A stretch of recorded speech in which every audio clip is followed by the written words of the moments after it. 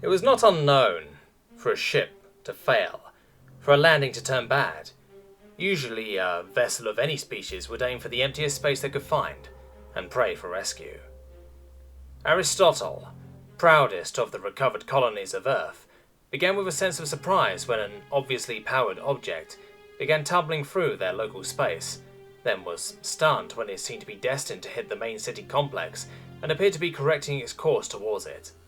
The Rescue and Recovery Commander went quickly from pity to fury as she hit every red command on her console, triggering the darkest of human technology. Her nav officer called out the numbers. "Commander Raven, I must report that the Xeno is targeting the city and will impact in 8 minutes. Level 8 response is authorized." In a less formal voice, he spat out, "Shoot that fucker out of space. That prick is aiming at us." She slammed the override on comms, broadcasting to the entire galaxy that something was happening. The sort of weapons she was pointing were not used, without a very clear warning to anyone that cared to listen. Her world had fallen once, and would never fall again without blood and fire. "Attention all ships. Orbital response is now level 8. Immediately leave local space or be fired upon. This is not a drill. Incoming craft your course will result in your immediate destruction. Seek high orbit or correct for minimum loss. This is your only warning. Comply immediately." The Xenocraft accelerated towards the planet. Commander Raven reacted without thought as pure training sent the codes and coordinates to the AI. Every weapon had already spun up and fired in a hail of death and destruction, every dark secret and hidden knife that a powerful planet could assemble hurled at the incoming ship. Light and plasma struck first, followed by flare attacks on any and every system humanity knew about. Then the brute force began arriving, quantum charges and inert ceramic tungsten missiles, but more exotic missiles. Clouds of vicious nanites swarmed towards the target, sufficient to dismantle a planet, and then the attacks repeated on a loop, pouring the wrath of man on a single ship that had dared to threaten the population once again. She called the Aristotle Planet AI and confirmed that a situation storm was underway. Aristotle began its own preparation as unrecognized and hidden avatars began deploying across the planet. Deeply buried arsenals were opened. A single new upgrade had been added, one recently researched from a recovered artifact. It didn't look like much, lost in the rain of death currently en route to this suicidal Xeno.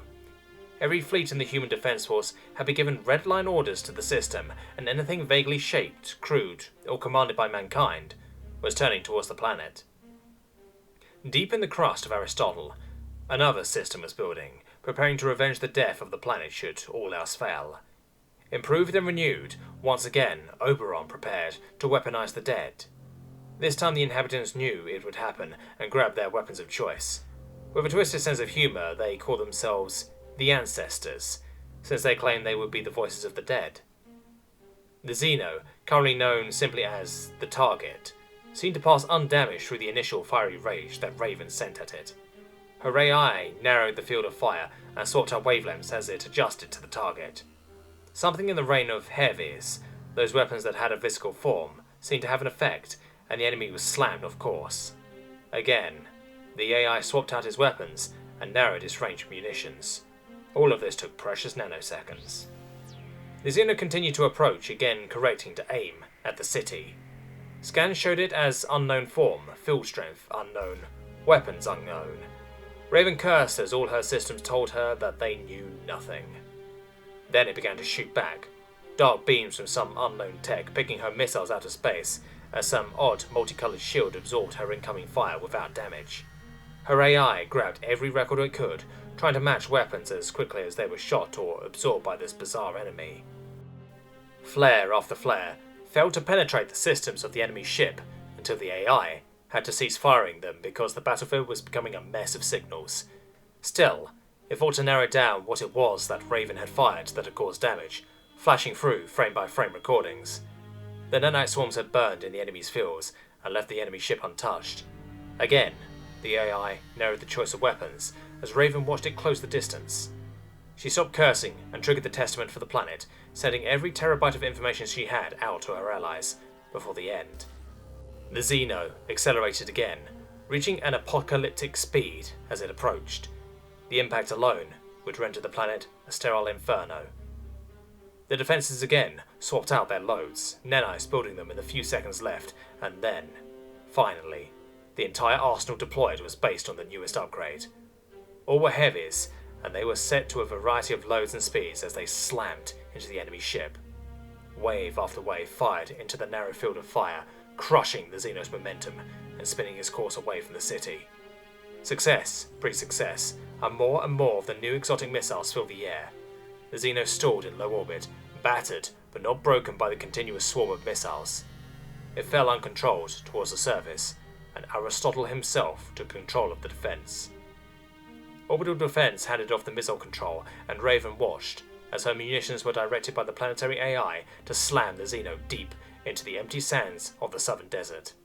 The entire event had taken less than 7 minutes. She carefully took off her HUD and threw up. The crater was less than half a kilometre wide and mere tens of metres deep. Pathetic compared to what the Xeno had attempted. Weather Control began a program to send the dust and debris safely back to the ground and seal off the event. The avatars of Aristotle swarmed across the sands to bring the battle to whatever had tried so hard to kill its people. AIs are, even on a good day, possessive of their population and will argue endlessly that theirs are the finest. To put it bluntly, Aristotle was ready to kill anything and everything that set foot for the fallen ship.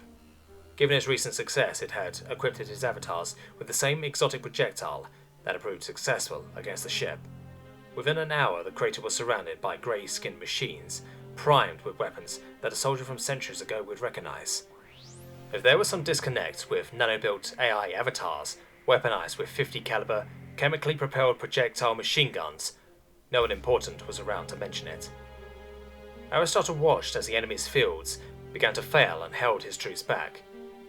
As the hours passed, it was evident that whoever was within was trying to restart or reboot whatever his technology was. It was just heating up the sand. He opened fire, willing to risk a few avatars in order to ensure the weapons were effective. The exotic bullets seemed to rip through the shield fields and leave a scar, a weak point. Since the materials were plentiful and nearby, he continued to fire upon the ship until the fields died entirely and the projectiles were passing through the hull. He prepared to board the ship. Raven was trying to answer all of the questions from Earth, the XEC, some of the oddballs that had her number, and a couple of X's at the same time. Everyone wanted to know what the hell was going on. So did she. Her nav officer broke her the thread when the cry of "shit" was broadcast to 40 billion people. She cut the calls.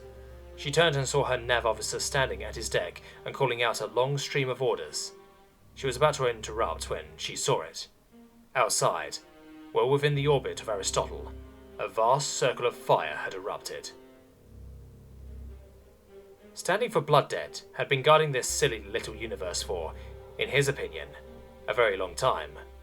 How it was owed such a privilege was long since lost in the mess of time, but it was a duty owed and his people took such things seriously. Soon he could leave and return to the more exciting war.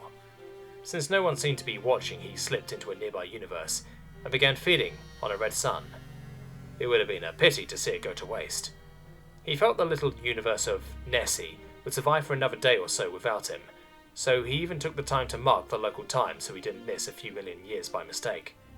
He returned to the stink of a death ship that had sailed straight through his post without incident.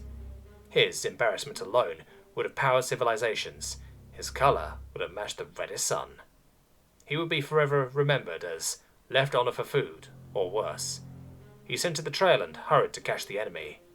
The closer to Nessie he came, the stronger the smell. After much panicked searching, he found the tear that the death ship, careless as always, had left behind and followed. He cut his way in carefully, aware that he might have a lot to explain later. He delicately pushed his head through the membrane and sniffed. The death ship had attacked. Hopefully some of this universe could be saved. Then the reek of metal ship weapons reached him, causing his scales to rise. He turned his mind towards the local timeline and watched the tiny things that lived here bring down a death ship. How remarkable. Perhaps there was good reason to protect this universe. He felt one of the tiny minds reach out to him, so he thought to be polite. "Forgive me for interrupting your evolution. I'm afraid the death ship escaped me. Would you permit me to remove it and repair the damage to your universe? Raven sat down hard as a vast head pushed its way through the flames. Its nostrils seemed to flare and huge eyes flickered with rainbow colours. Then the voice, a voice that cut straight through her brain. It took a moment to gather her thoughts. Some part of her brain asked the curious monkey question of, what if I say no? But the rest of her was fine with hitting the comms button and responding, your help is welcome. All ships and personnel, please retreat from this area. Standing for Blood Debt stepped into the little universe. He felt cramped when he discovered that he couldn't stretch very far. No wonder this universe was so small. He dismissed the thought and descended to the death ship. Thank you. You have vanquished a formidable foe, but I fear that it will cause problems if allowed to remain. At that, he began eating the fallen ship with evident enjoyment. Bite after bite, the enemy ship was devoured, disappearing quickly. Aristotle stood silently beside the vast creature and ran every scan he could think of.